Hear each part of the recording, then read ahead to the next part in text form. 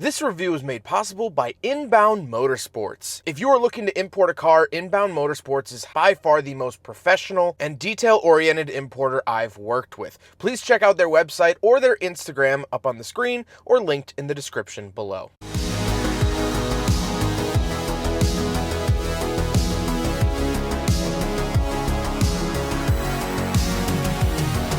Alright, what's up guys? My name is Zach and today I am driving a 2007 Mitsubishi Colt Ralliart version R. Up front is a 1.5 liter turbocharged inline 4 and down below is a 5-speed manual transmission. Now I'm super excited to be driving this Mitsubishi Colt because this was never offered here in the United States, so it's always cool to drive something special and foreign here on the channel. But the second reason is that I had no idea this car even existed.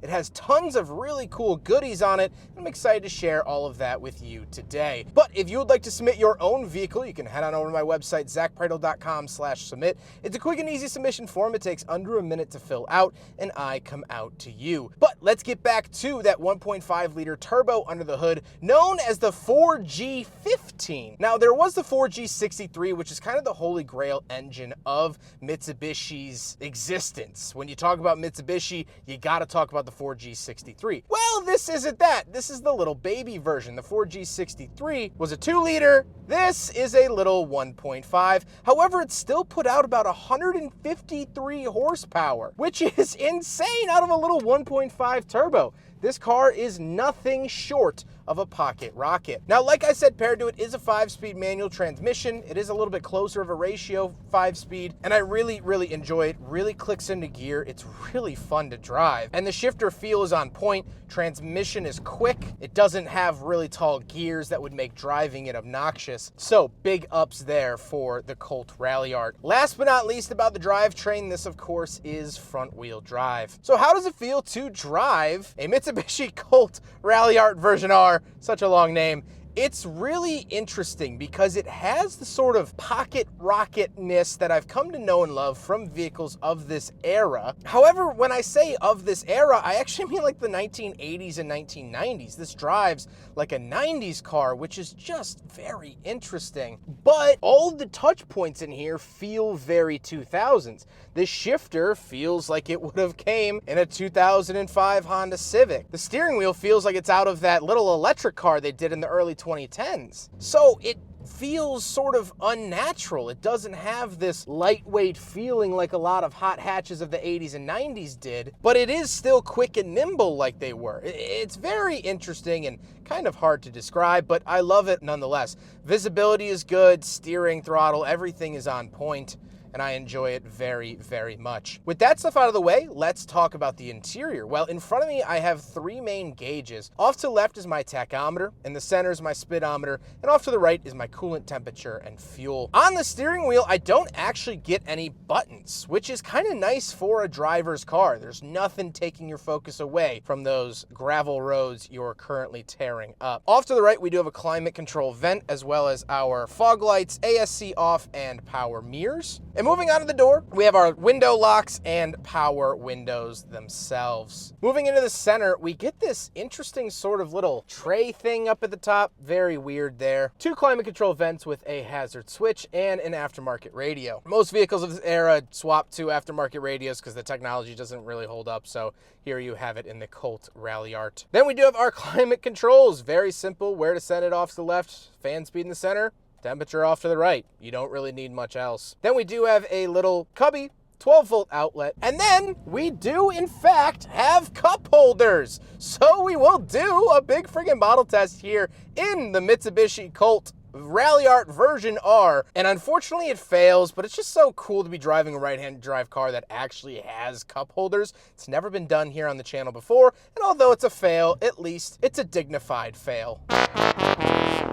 Then we do have the handbrake, and we'll talk about the seats. Now, the driver's seat has been swapped out for a Recaro seat, and I pleasantly enjoy it. It's fine. I do fit in it, which is not always a guarantee when it comes to Recaro, so I do like that about it. However, you can take a look at the passenger seat, and this is what the original seat would have looked like in case you were curious. However, speaking of seats, we do have back seats, so let's go do a back seat review. All right, now we're in the back of the Mitsubishi Colt super long name, and a couple of things to note. First of all, the seats back here are very, very economy. They are hard, they are not very friendly, and that's okay. The Colt is an economy car. The people over at Mitsubishi just went, woo, let's make a rally car! And they made that out of an economy car. So it's kind of to be expected. But in terms of amenities back here, I do have power windows, which is nice to see. Grab handles for those crazy rally things. I don't see anything else. That's pretty much it. But we're in the back of a Mitsubishi Colt. That's cool. Let's hop out. We'll take a quick look at the trunk and cargo space, and then we'll talk about the looks. Right around the back of the Mitsubishi Colt. Pull it up like this. There you go. That's it. That's what you get. You know? Now we gotta talk about the looks, and again, it's kind of interesting. It does kind of look like just a bland, blobby 2000s car, and yet it has all these fun extra added bits on top of it. Really, really just strange and kooky to look at. I don't really know how I feel about it, and I've spent a little bit of time with it, so definitely cool to see. The Ralliart version R also got added body panels and wheels and stiffened suspension, and actually got a spot welded chassis, which isn't something you really see all that much, especially in this classification of cars. So really, really cool to see that sort of stuff out of this. However, with all of that being said, let's get on to my final thoughts. What do I think driving a Mitsubishi Colt Ralliart version R? I really wish they shortened the name. But besides the name, I actually really, really enjoy this car. It drives like an old hot hatch. And this is just exhibit A, B, and C of the fact that Japan kept all of their cool stuff for themselves. We never got the Mitsubishi Colt here in the United States. Well, we did back in the day, but it was not great. Past the 80s, we never got them here. However, I think this car would have done really, really well had they sold it alongside of our Fiesta ST, had they sold it alongside of other performance vehicles like that, the Focus RS, the Mazda Speed 3, this would have been a fantastic competitor. And honestly, even today with the GR Yaris, this is a very good competitor to that. So it's very much ahead of its time. I think this car holds up to be a late 2000s, early 2010s if it really wanted to. And that's just something I'm not used to saying about Mitsubishi in my reviews. All of my modern Mitsubishi reviews are, well, they used to be cool and now they're sort of bland. but no, this is a showing that in the 2000s they were still cool. And they could make other cool cars besides the Evolution. Yes, everyone knows the Mitsubishi Lancer Evolution. Yes, that was an amazing car throughout the 2000s, and in the early 2000s, sure, they had the Eclipse. Wasn't really a fan of the 4th gen, but this could have been something really, really cool, and I think this would have really helped the image here in the United States. But it was never offered in the United States, and so we never got the chance to love the Mitsubishi Colt as much as I do here today.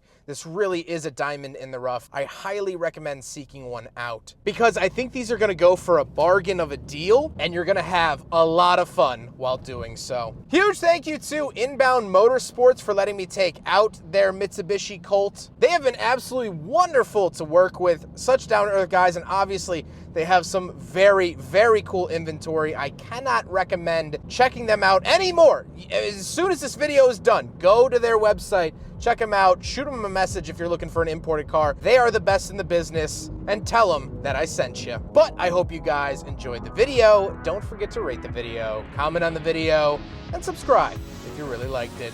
Take care, guys.